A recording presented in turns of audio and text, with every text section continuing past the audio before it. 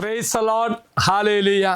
യേശുവിൽ ഏറ്റവും പ്രിയമുള്ള സഹോദരി സഹോദരന്മാരെ, ഒരു നല്ല ദിവസം അച്ഛൻ ആശംസിക്കുകയാണ്, പ്രാർത്ഥിക്കുകയാണ്.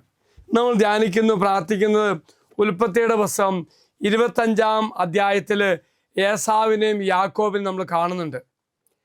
റബേക്കയ്ക്ക് 2 മക്കളെ കർത്താവ് കൊടുക്കുന്നു. ഇത് നിങ്ങൾ ഉദരത്തിന് വെച്ച് തന്നെ വഴക്കടിക്കുക. അതെന്തിനു വേണ്ടിയാണ് നമുക്കറിയാം, കടിഞ്ഞൂൽ അവകാശം സ്വന്തമാക്കാൻ വേണ്ടിയാണ്.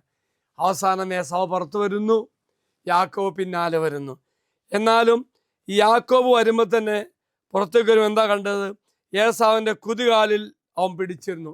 ഏസാവിൻ്റെ കുതികാലിൽ പിടിച്ചിരുന്നു. അതായത് ഉദരത്തിൽ വെച്ച് 2 എണ്ണങ്ങൾ വഴക്കടിച്ചു. അവസാനം ഏസാവ് പുറത്തേക്ക് വന്നു. എന്നാലും തോറ്റ യാക്കോബ് വിട്ടില്ല, അവൻ കുതികാലിൽ പിടിച്ച് വരുന്നുണ്ട്. പ്രിയമുള്ളവരെ, 2 വ്യക്തികളുടെ സ്വഭാവമാണ് നമ്മൾ കാണുന്നത്. ഈ യാക്കോബിന് കുതികാലിൽ പിടിക്കുന്ന സ്വഭാവം അവൻ ജീവിതത്തിലുടനീളം നമ്മൾ കാണുന്നുണ്ട്. ഓർക്ക പ്രിയമുള്ള സഹോദര സഹോദരി, നമ്മുടെ ജീവിതം, നമ്മുടെ സ്വഭാവം രൂപപ്പെടുന്നത് പല കാരണങ്ങൾ കൊണ്ടാണെങ്കിലും ഇന്ന് ഞാൻ അനുഭവിക്കുന്ന എൻ്റെ വ്യക്തിത്വത്തിൻ്റെ പൂർണ്ണത രൂപപ്പെടുന്നത് പ്രധാനപ്പെട്ട 2 കാര്യങ്ങളാണ്. ഒന്ന്, ഞാൻ ചെയ്ത പ്രവൃത്തിയുടെ ഫലവും പാരമ്പര്യമായി തലമുറയായി കിട്ടിയതും. പക്ഷെ ഒരു കാര്യമുണ്ട് പ്രിയമുള്ളവരെ, ഇതെങ്ങനെയാണെന്ന് ഒരു പൂർണ്ണമായി നമുക്കറിയാൻ പറ്റത്തില്ല. അതുകൊണ്ടാണ് യോഹന്നാൻ എഴുതിയ സുവിശേഷം 9-ാം അധ്യായത്തിൽ അന്ധനായ വ്യക്തിയെ സുഖപ്പെടുത്തുന്നതിന് മുന്നേ ജനങ്ങൾ ചോദിക്കുന്നുണ്ട്, കർത്താവേ, ഇവൻ അന്ധനായി ജനിച്ചത് ആരുടെ പാപനിമിത്തമാണെന്ന്. അപ്പം കർത്താവ് പറയുന്നുണ്ട്, ഇവൻ്റെയോ മാതാപിതാക്കളെയോ അതിനെക്കുറിച്ച് ഒന്നും ചിന്തിക്കേണ്ട, മറിച്ച് ദൈവത്തിൻ്റെ മഹത്വം ഇവന് വെളിപ്പെടുവാൻ വേണ്ടിയാണെന്ന്. Praise the lord, hallelujah. അച്ഛൻ പറയുന്നത് യാക്കോബിൻ്റെ ഈ സ്വഭാവം അവൻ ജീവിതത്തിലുടനീളം കാണുന്നുണ്ട്. ഈ കുതുകാൽ പിടിക്കുന്ന സ്വഭാവം അപ്പനെ പറ്റിച്ചു, ചേട്ടനെ പറ്റിച്ചു, വീണ്ടും അമ്മാനപ്പനായ ലാബാനെയും പറ്റിച്ചു. പ്രിയമുള്ളവരെ, നമ്മുടെയൊക്കെ ജീവിതത്തിൽ അറിഞ്ഞോ അറിയാതെയോ ചില സ്വഭാവം രൂപപ്പെടുന്നുണ്ട്. ആ രൂപപ്പെടുന്ന സ്വഭാവം അതെങ്ങനെ വന്നു എന്ന് ചിന്തിച്ചുകൊണ്ട് സമയം കളയണ്ട, മറിച്ച് ഒരു കാര്യം മാത്രം, നമ്മുടെ ജീവിതത്തിൽ ദൈവത്തിൻ്റെ സ്പർശനം കിട്ടണം. ആ ദൈവത്തിൻ്റെ സ്പർശനം യാക്കോബിന് കിട്ടുന്നുണ്ട്. ലാബാന്റെ ഭവനത്തിൽ നിന്നും മടങ്ങി വന്നപ്പോൾ ഭാര്യമാരെയും മക്കളെയും ജ്യേഷ്ഠനായ ഏസാവിൻ്റെ അടുത്തേക്ക് വിട്ടിട്ട് പുഴയുടെ തീരത്ത് യാക്കോബ് പ്രാർത്ഥിക്കുന്നുണ്ട്. ആ സമയത്ത് ഒരു മൽപിടുത്തം നടത്തുന്നുണ്ട്. അതിൻ്റെ സമാപനത്തിൽ തമ്പുരാൻ ഒരു സ്പർശനം കൊടുത്തു. പ്രിയമുള്ള സഹോദര സഹോദരി, ദൈവത്തിൻ്റെ ആ ഒരു സ്പർശനത്തോടുകൂടി യാക്കോബ് അനുഗ്രഹിക്കപ്പെട്ടു.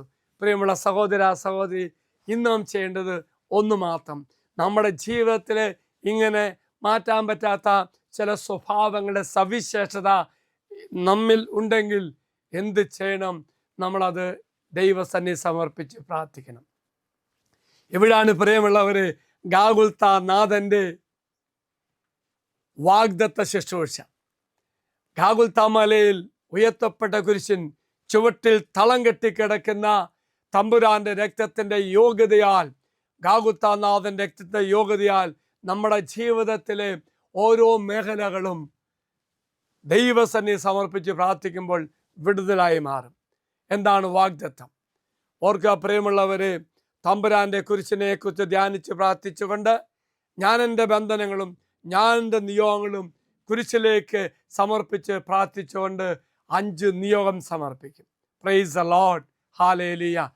പ്രിയമുള്ളവരെ, ഈ വാഗ്ദത്തം എന്ന് പറയുന്നത് ഇങ്ങനെ നീ സമർപ്പിക്കുമ്പോൾ നീ തമ്പുരാന് വാക്ക് കൊടുക്കും, ഞാൻ ഇന്ന് ചെയ്യാമെന്ന്. പ്രൈസ് ദി ലോർഡ്, ഇന്ന കാര്യങ്ങൾ ചെയ്യാമെന്ന്. ഒപ്പം ഓർക്കുക, അങ്ങനെ വില കൊടുത്ത് നീ പ്രാർത്ഥിക്കുമ്പോൾ സ്വർഗം നിനക്ക് വേണ്ടി മാറ്റിവെക്കപ്പെട്ട സ്വർഗത്തിൻ്റെ സമ്മാനമാണ് വാഗ്ദത്തം. എങ്കിൽ ഈ നിമിഷം പ്രിയമുള്ളവരെ, വാഗ്ദത്തം ഗാഗുൽത്തായിലൂടെ കർത്താവ് ഒരുക്കുന്ന ശുശ്രൂഷയാണെങ്കിൽ ഈ ശുശ്രൂഷയുടെ നീ അനുഗ്രഹം ഭാവിക്കണം. എല്ലാ മക്കളും ഒന്ന് കണ്ണടച്ച് പിടിച്ച്, നിന്റെ മനസ്സിൽ നീ വാഗ്ദത്തം എടുക്കാത്ത മക്കളാണെങ്കിൽ നീ എടുക്കാൻ ആഗ്രഹിക്കുക. അടുത്ത വെള്ളിയാഴ്ച ഗാഗുൽത്തായ്ക്ക് വരണം. എടുത്ത മക്കളാണെങ്കിൽ നീ സമർപ്പിച്ച 5 നിയോഗമുണ്ട്, അത് മനസ്സിലേക്ക് കൊണ്ടുവരിക.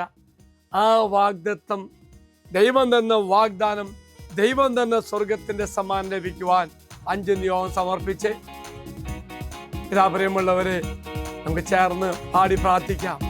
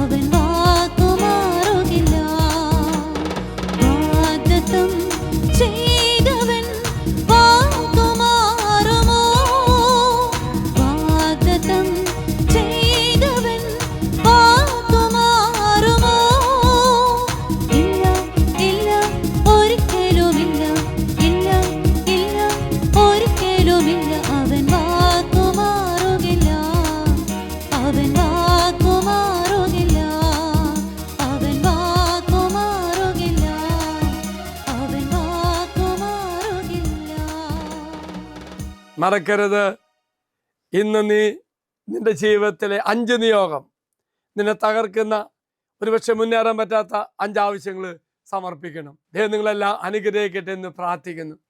അച്ഛൻ നിങ്ങൾക്ക് വേണ്ടി പ്രാർത്ഥിക്കാം. കർത്താവായ ദൈവമേ, ഗാഗുൽത്ത വാഗ്ദത്ത ശുശ്രൂഷയിലൂടെ ഈ മക്കൾ സമർപ്പിച്ച നിയോഗമാകാം. ഒരുപക്ഷെ ഈ മക്കളെ ഭാരപ്പെടുന്ന 5 ആവശ്യങ്ങളാകാം.